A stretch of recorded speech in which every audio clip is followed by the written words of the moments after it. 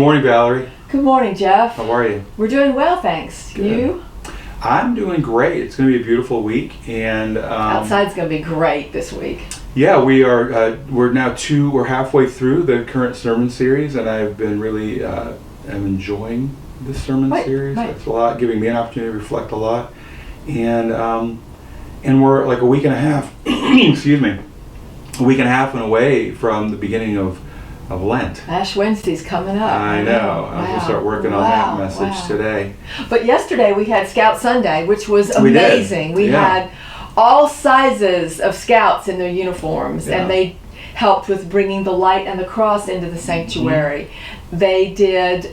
They were, of course, greeting us at the doors of the sanctuary, handing out the bulletins. And then they were, so many children. We had lots of our regular Grace children there for Children's Moment. Yeah. And then we had the Scout children there as well. It was just a beautiful blend. It is always wonderful seeing all of the kids running around in the sanctuary and stuff like that. And I know that sometimes parents get a little nervous about if their kid's going to misbehave during worship or anything like that. But I got to tell you, not only is it not distracting, it's actually kind of nice to see them. And once I get up to preach, I don't notice a lot of that kind of stuff. What I'm looking for is engagement. Like, can I see that people are engaged with what I'm saying? But like all the other stuff, like even a couple of guys that I see that nap every Sunday, and I won't name you, but you know who you are.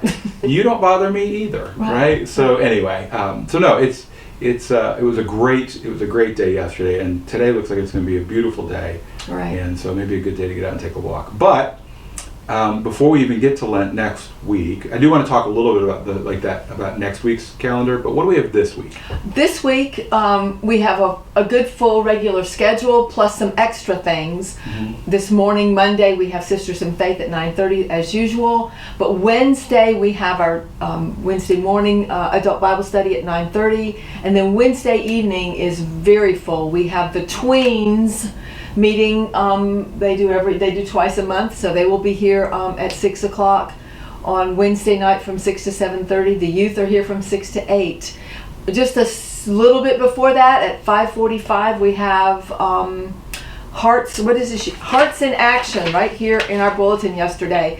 The children, the pre-K through third grade, are invited to be here for a kids' night out. So the parents will have a couple of hours to do something they need to do without the children. And the children will be involved in making Valentine cards, cards of caring and love, and decorated only the way our children can decorate them. And those cards are going to be available Sunday for us to pick up a card and give it to someone. So the children are giving us the tools where we can share some kindness, either on Sunday morning with a Sunday school friend, or maybe take it home and share it with a neighbor.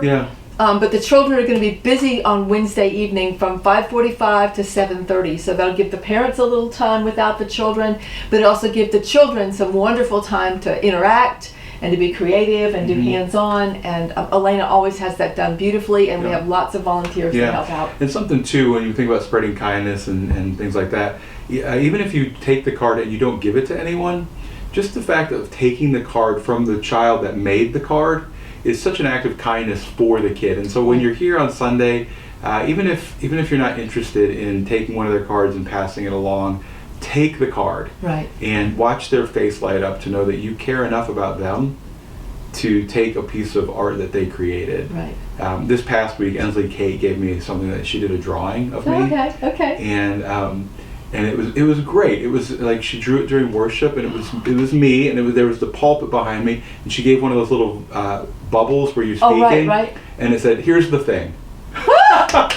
And I thought she listens, so that was fantastic. That's great. So anyway, those are things that the children, it means a lot to them. So I would encourage you to do that. Absolutely. So what else? Also Wednesday night we have our regular 6 o'clock adult Bible study, and then 7 o'clock chancel choir is rehearsing. So Wednesday is really, really full. Thursday morning, men's breakfast at IHOP at 8 o'clock. next Sunday, February the 15th, the not to be missed Yeah. spaghetti dinner and dessert Yep. auction. Yep. Yeah. So I know they've been doing a lot with It's that. a big youth fundraiser. The money that we give for the tickets, which are $10 a piece, and then all of the donations we make as bids on these amazing desserts goes to funding the mission trips and the other ministry things that the youth do throughout the year. So this will help cut some of their costs. Yeah. And it allows some of the students who don't necessarily have the financial resources to go to those things, it allows them to have a little bit of a scholarship money to be able to participate. So it's a really big gift that we give to our youth when we participate. And they are, they are setting up, they are serving us. They are conducting a great deal of the hands-on things during the event and behind the scenes. So they are earning hours, again, towards their participation. Yeah. And I learned this past Wednesday night that this year's youth mission trip is going to Detroit. Yeah. So that's a Yeah, pretty good distance. the last time we did that when Robbie was going into 6th grade. It's been a few years. Yeah, I was one of the chaperones, and I won't chaperone this year. Anyway, so that was good. Now just real quick brief, because next week does begin Lent. So Ash Wednesday, service is at 6 o'clock. The 18th, Yep. February 18th. Service will be at 6 o'clock, and there won't be a Wednesday night adult study because that's the same time. So I invite everyone to come to the Ash Wednesday service. And then on Friday, we're February the having 20th. we're having an event called What If We're Wrong? Right. And you can register. In fact, I would encourage you to register with the QR code. It's been on social media. I believe it's going to be in the bulletin. If it hasn't already, it will be in the weekly email. And there There it is, right there. Yep. And so you can scan that. If you're not comfortable, if you're not really familiar with using QR codes, just email me and I'll handwrite your name into the list. But we're going to be providing dinner, and so it's helpful for just let us know how much food to have. So the doors are going to open at 6 o'clock. The event will start sharp at 6:30, and I know that we've already got some friends from within the community that are wanting to come, and so we're not setting a limit. Where originally we thought we would keep it to about 40, but we've decided there's no reason to do that. Yeah. So I would really love to see as many of you there as possible. The more people that we have, I think the better the event will be. And the full title of this event is What If We're Wrong? How to Stand for Your Values Without Standing Against People. And that's so very important. It's extremely important. I was watching a video this morning, and it caused me to actually literally have a few tears in my cereal about what's going on in our world today, and I think that this work that we're doing is more important than ever.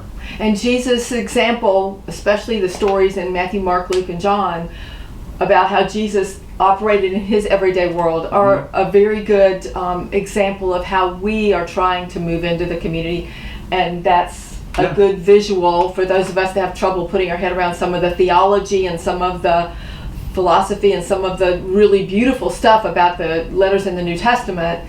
Maybe we just need to step back and look at how Jesus operated, and that's a very different model than what we see in social media these days. Absolutely. All right, anything else?